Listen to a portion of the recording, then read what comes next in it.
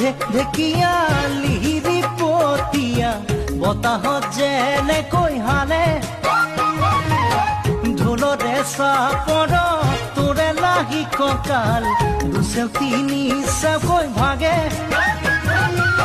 তোৰ দৰে নাচনি দেখি শ্ৰীকৃষ্ণই বাঁহী বজাইছিলে চাগে মোৰ মইনা ঐ বাঁহী বজাইছিলে চাগে পৰ্বতৰ ঢেকীয়া লিহিৰি পতীয়া বতাহত যেনেকৈ হালে ঢোলৰে চাপৰ তোৰে লাগি কঁকাল দুচেও তিনি চেওকৈ ভাগে তোৰ দৰে নাচনি দেখি শ্ৰীকৃষ্ণই বাঁহী বজাইছিলে